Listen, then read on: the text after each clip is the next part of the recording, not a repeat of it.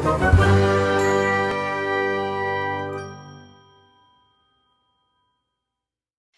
Awesome Kids, selamat datang di ibadah online kita. Berikut adalah panduan beribadah kita pada hari ini. Yang pertama, adik-adik, mari kita persiapkan diri kita dan pakailah pakaian rapi dan juga sopan. Yang kedua, adik-adik, saat ibadah dimulai jangan tiduran ya, tapi kita mau duduk dengan baik. Jika adik-adik sedang sakit, boleh ibadah di tempat tidur ya. Yang ketiga, adik-adik, mari kita siapkan Alkitab kita. Yang keempat, bagi adik-adik yang sudah bisa menulis, ayo siapkan buku dan alat tulisnya ya. Hal ini berguna untuk mencatat firman Tuhan yang disampaikan pada hari ini. Yang kelima, adik-adik semua ikut menyembah dan memuji Tuhan ya dengan semangat. Yang keenam, adik-adik yang mendengarkan firman Tuhan, kita mau duduk dan jangan jalan ke sana sini ya. Dan juga jangan mengobrol.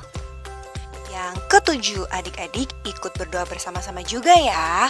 Selamat beribadah. Tuhan Yesus memberkati. Shalom adik-adik yang dikasihi Tuhan, apa kabarnya? Dahsyat, luar biasa, yeay! Nah adik-adik, sekarang kita mau memuji Tuhan, kita mau menyembah Tuhan. Sebelumnya kita berdoa dulu. Yuk sama-sama kita lipat tangan dan tutup matanya. Bapa, terima kasih buat pagi yang indah ini. Kami bersyukur dan berterima kasih Kau memberikan kesempatan buat kami untuk beribadah hari ini. Urapi kami Roh Kudus, pimpin kami dan berkati juga ibadah kami ini dari awal, pertengahan hingga akhirnya. Di dalam nama Yesus kami sudah berdoa sama-sama, katakan amin. Yuk adik-adik semua, kita bangkit berdiri, kita angkat pujian kita ku istimewa.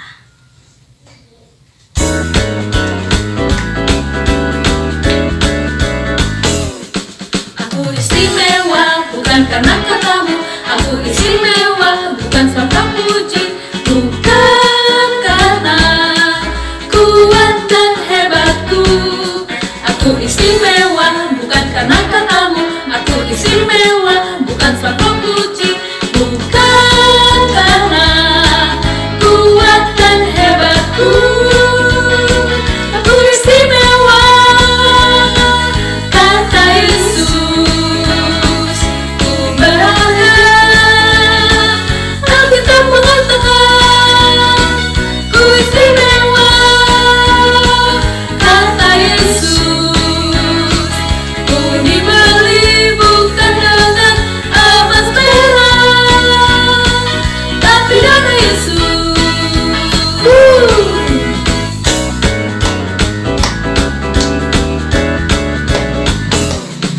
Aku istimewa bukan karena katamu, aku istimewa bukan sebab puji, bukan karena kuat dan hebatku.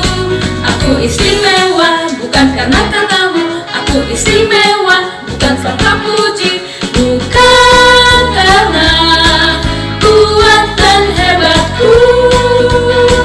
Ku istimewa, kata Yesus, ku berharga.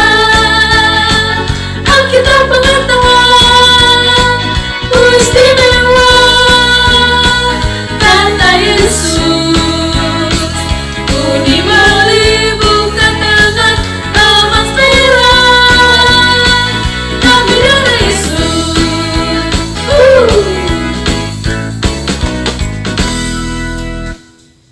Adik-adik yang ganteng, adik-adik yang cantik, sekarang kita mau menyembah Tuhan. Kita angkat pujian kita, Bila Kau Ada.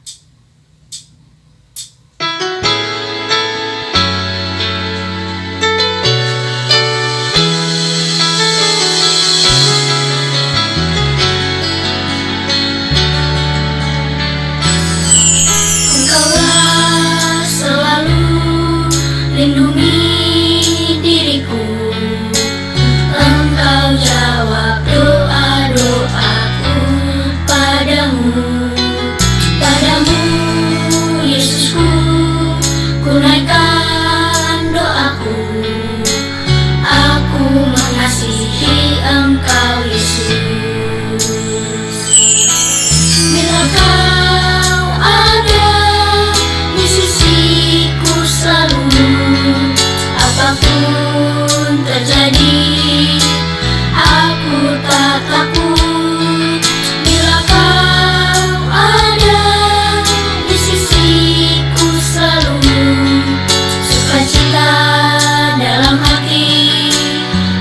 engkau penuhkan.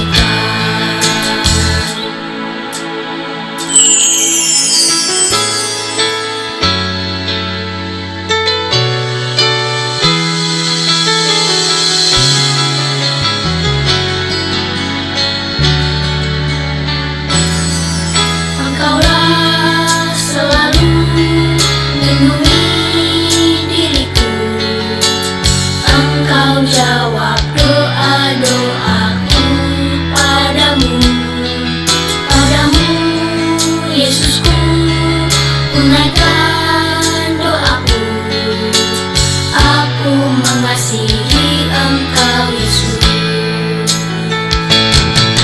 Bila kau ada di sisiku selalu, apapun terjadi, aku tak takut. Bila kau ada di sisiku selalu, sukacita dalam hati engkau penuhkan. Bila kau ada di sisiku selalu, apapun terjadi, aku tak takut. Bila kau ada di sisiku selalu, sukacita dalam hati engkau penuhkan.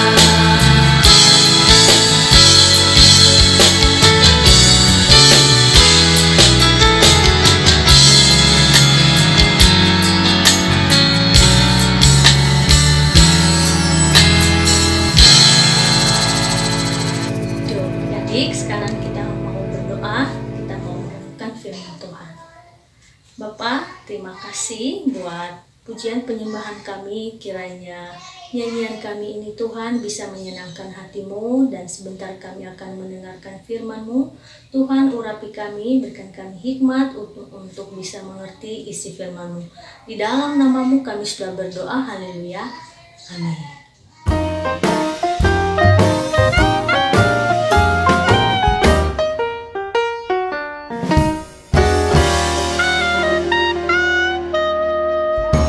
Adik-adik, tema kita di minggu ini adalah seorang yang memiliki hati emas. Siapakah dia yang memiliki hati emas? Namanya adalah Boas. Kita sama-sama buka Rut pasal 2 ayat 1 sampai 13. Rut pasal 2 ayat 1 sampai 13. Yuk sama-sama kita buka Alkitab kita baca sama-sama.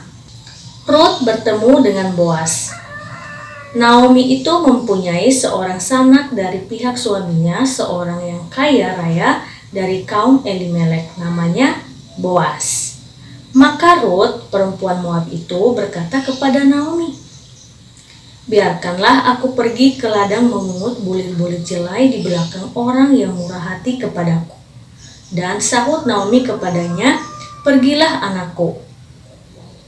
Pergilah ia lalu sampai di ladang dan memungut jelai di belakang penyabit-penyabit. Kebetulan ia berada di tanah milik Boas yang berasal dari kaum Elimelek. Lalu datanglah Boas dari Betlehem. Ia berkata kepada penyabit-penyabit itu, "Tuhan kiranya menyertai kamu." Jawab mereka kepadanya, "Tuhan kiranya memberkati Tuhan." Lalu kata Boas kepada bujangnya yang mengawasi penyabit-penyabit itu, "Dari manakah perempuan ini?"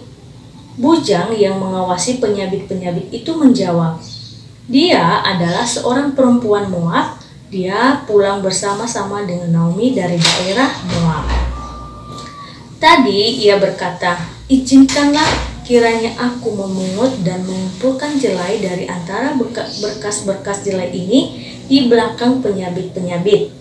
Begitulah ia datang dan terus sibuk dari pagi sampai sekarang, dan seketika pun ia tidak berhenti.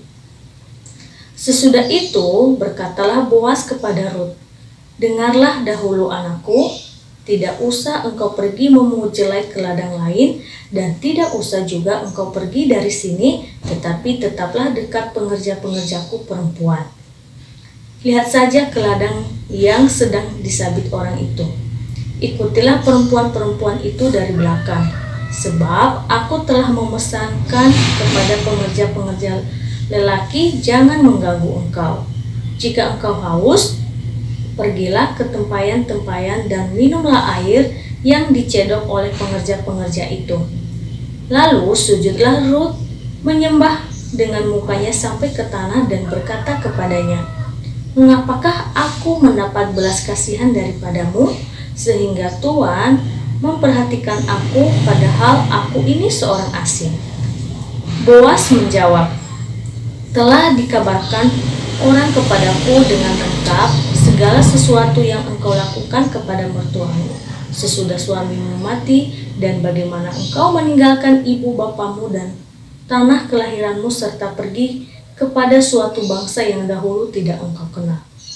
Tuhan kiranya membalas perbuatanmu itu, dan kepadamu kiranya dikaruniakan upahmu sepenuhnya oleh Tuhan, Allah Israel, yang di bawah sayapnya engkau datang berlindung."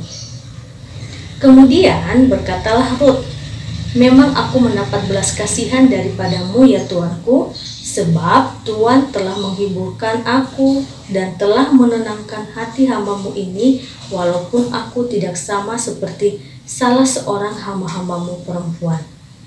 Nah, adik-adik, sebelum kakak jelaskan isi dari firman, kita sama-sama lihat video berikut ini. Cerita tentang Alkitab. Rut bertemu dengan Boas. Halo, ini adalah Rut.